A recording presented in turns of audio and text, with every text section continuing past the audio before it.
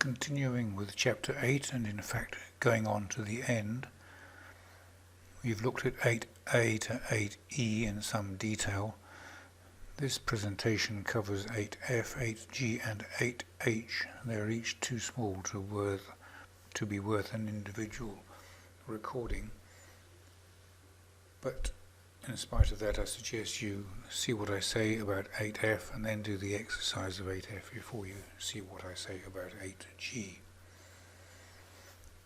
In 8f we're dealing with the concept of something called an annuity, and as it says here, that means an investment with regular withdrawals.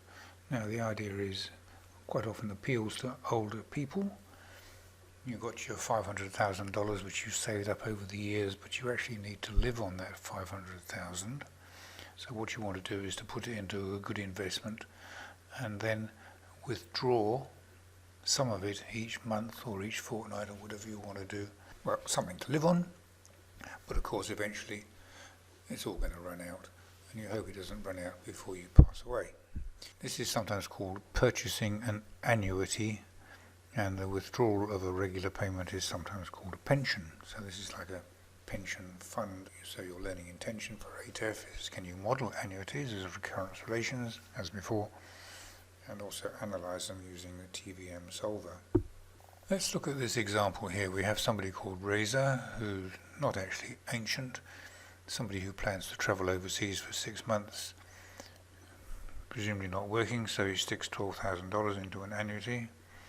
He's been told it'll get an interest rate of 6% a year, and so while he's away he can have an income of $2,035 a month, which presumably will go on living expenses. There is the recurrence relation that refers to this. So V0 is 12,000. Each succeeding term is 1.005 times the preceding one minus 2035. It's 6% per year, which means that he earns 0.5% each month. Well, that's why it's 1.005. You don't need TVM solver for this question, you just use the ordinary calculator. So as before, put in the $12,000. This is how you always process the individual payments of a recurrence relation. Put in your $12,000, then multiply that by 1.005, subtract 2035. And the value of the annuity after Reza has received 3 payments is after the third lot of entries there. So the answer to that is $6,045.33 is what's left, always round to 2 decimal places. The other question is the annuity fully paid out after 6 monthly payments have been made? So we do a few more until we get down to the last one. And the answer is no, there is still a small amount left to pay, which is 88 cents, and presumably he will get that 88 cents when the final payment of 2035 is made. So that's that example worked through. Now we move on to somebody called Joe, and this person has got $200,000 to invest, and he's going to pay 5% per annum, compounded monthly. Looking at it from a different point of view now, if he wants it spread over 10 years, how much will he get? So we put in N is 120, 10 12s are 120, and your 5%. Putting in the present value of negative 200,000 because he's going to put it somewhere out of his pocket into a bank. Future value is presumably there'll be nothing left if after 10 years, and then you can calculate the payment,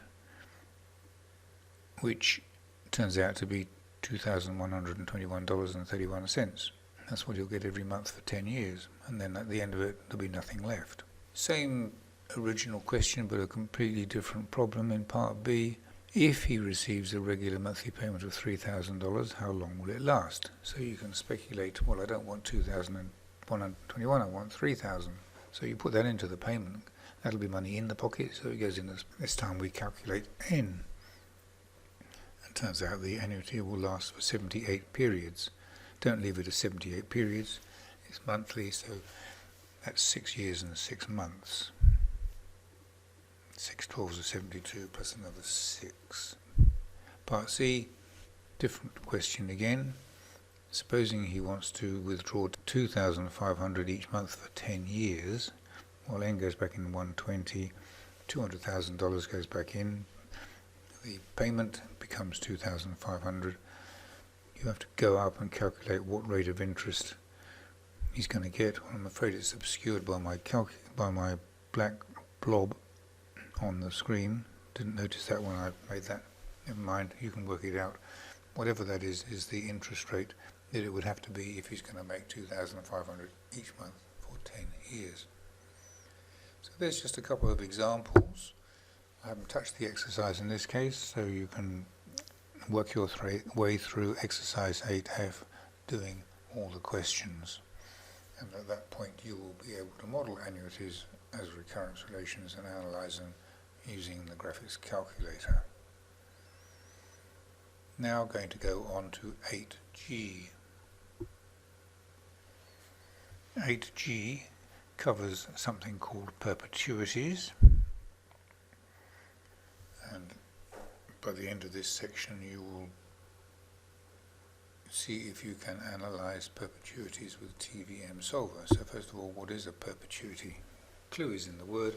Perpetual means forever, so think a perpetuity might be living off the interest, hopefully forever, as long as interest rates don't dive as they have done in the last few years. Now, perpetuity doesn't have to be money for yourself. Quite often the example is that somebody wants to make a donation, a prize for a university or school student every year, and in order to do that, a certain amount of money has to be put into the bank, interest paid out, but the capital is not touched. The perpetuity doesn't refer to the interest lasting forever, it refers to the fact that the capital doesn't get touched and you get what interest you can. So Jeff wishes to set up a fund so that every year $2,500 is donated to the RSPCA. It's pretty generous. If he's going to get 2.5%, then how much should he invest? Now, you don't need any ordinary calculated work here. The best thing to do is to actually use a bit of algebra. We've got two unknowns. We don't know what the PV is, nor do we know what the FV is. All we know is that they'll be the same.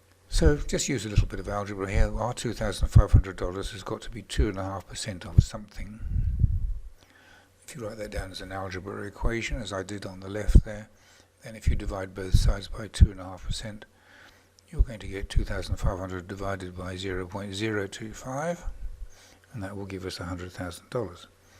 So the answer to the question is Jeff needs to put $100,000 into a perpetuity if it's going to generate $2,500 a year of interest. In the second question now, still a perpetuity, Jeff has got $80,000 to invest. What is the minimum interest rate he will have to get to provide for the donation in perpetuity? Presumably it's still $2,500, so in TVM Solver I put PMT is $2,500, present value is negative $80,000, that's going into the bank. I've just put N is 1, it's compounded annually, so P/Y is 1. We only need one N because it's going to be that amount every year, should be the same. And if we go to the interest line and alpha solve that, we'll discover that he'll need to be able to find some place where he can invest it at 3.125%, and then the 2,500 income will go to the RSPCA. One more perpetuity. Craig wins $1 million in a lottery. Finds a perpetuity that's paying 5.75% per annum interest, compounded monthly. So how much does he get? Now, present value is negative 1 million. Future value is going to be 1 million because it's staying there. 5.75%. Payments per year is now 12. Leave N as 1 again. And calculate PMT, he will receive, if he invests it in that way, $4,791.67 every month, which was very nice. Nice to win $1 million. That's what to do with it if you get it. Okay, now you know how to analyze perpetuities with TVM solver or whatever else is needed, a bit of algebra. And there's exercise 8G. All the questions need to be done. Now going to move on to 8H. This is about something called an annuity investment. Now you remember an annuity is where you stick some money in the bank and take some out periodically for something to live on. Well, some people actually put money in the bank and then keep adding to it, and that's an annuity investment. Regular additions to the principal. So once more, model this with recurrence relations and analyze with TVM solver. Here's an example. We have a compound interest investment. I don't know why the question says loan, it should say investment with regular additions to the principal. So V0 is $2,000 and each succeeding term is 1.08 times the preceding term plus another 1,000. So this person is putting 2,000 into the bank and then $1,000 is added each year. Recursive work on the calculator will do this for you. So you put in your $2,000 and on the next line answer times 1.08 plus 1,000. The screen on the bottom right has already had that done and already gone past a few places, so after 5 years, that's probably the fifth term there, $8,805.26 after 5 years. The other questions are fairly straightforward. What is the principal of this investment? Well, that's $2,000. How much is added each year? That's $1,000. And what is the annual rate of interest? It's 8%, so nothing very challenging there, I hope. Bree has $25,000 in an account that pays interest, 6.15% compounded monthly. She's going to put $120 into the account each month. How much at the end of 5 years? Well, after 5 years, that's 60 lots of 120 added, so n is 60. Put the other numbers in. Calculate the future value. After 5 years, her investment has grown from $25,000 to $42,378.59. On the other hand, if she takes out $120 from the account each month, this is therefore not an annuity with an investment, this is an annuity with a withdrawal. So the questions are muddling up different skills now, which is good. How much will she have in the account after 5 years? Everything's the same except that PMT now becomes positive because it's money into the pocket, and that will give you a future value of 5569, maybe more, 15,569 and 72 cents. Again, I can't see because it's blocked. Anyway, you can work it out for yourself. Having worked through that, you can model annuity investments and other skills as recurrence relations and analyze them with TVM solver. Exercise 8H is there for you to do, and that is the end of chapter 8.